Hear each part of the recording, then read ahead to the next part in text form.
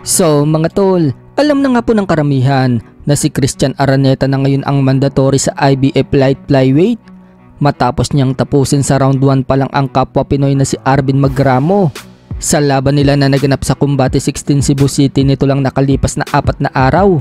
Agad nga pong hinamon ni Araneta lahat ng kampiyon sa light flyweight.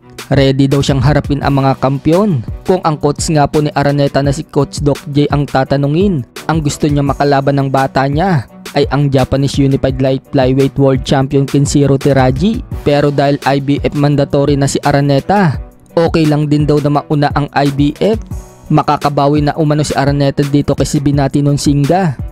Kung maipapanalo ni Nonsinga ang rematch sa kampiyon ng IBF na si Adrian Coriel. Naglaban na kasi si Araneta mga tol at Nonsinga at natalo si Araneta via unanimous decision. Malaki po talaga ang tiwala ni Doc J mga tol na magiging world champion itong si Araneta. Pangatlong attempt na daw kasi ni Araneta ito sa title eliminator. Yung una at pangalawang laban daw ni Araneta sa title eliminator, may issue daw yon, kaya natalo si Araneta. Injured daw si Araneta. Yung isa naman, hometown decision. At ngayon, ibinigay na daw kay Araneta ang pagiging mandatory. Believe nga din po si Doc J mga tol sa pamatay na uppercut ni Araneta. Talagang malakas daw ang uppercut ng bata niya. Ito daw ang signature punch ni Araneta. Pagdating naman sa head ng Omega Sports Promotion na si Pio Paulo Castillo, balak daw nila na maganap ang world title fight ni Araneta sa Cebu City.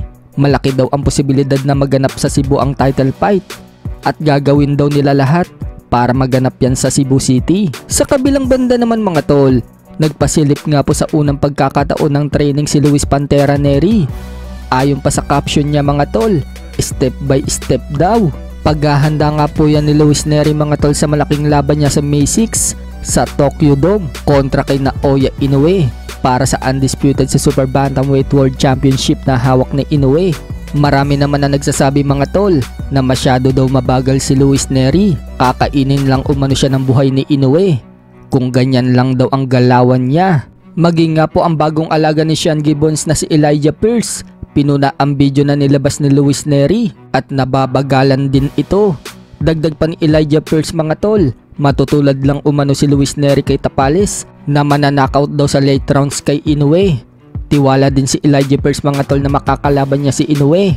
Paliwanag nga po ni Pierce mga tol, once daw na maging mandatory siya pagkatapos ng taon na ito, kokolektahin umano niya lahat ng belts sa 122 pounds at aakit ng featherweight division kung saan aakit din si Naoya Inoue at doon daw sila magtatagpo ni Inoue.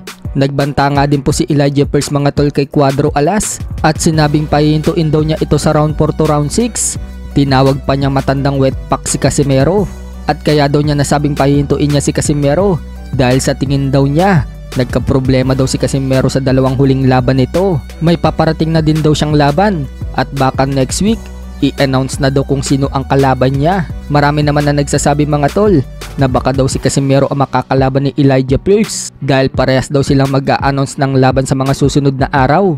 Pero hawak nga po ni Sean Gibbons itong si Elijah Pierce kaya parang malabo mangyari yan.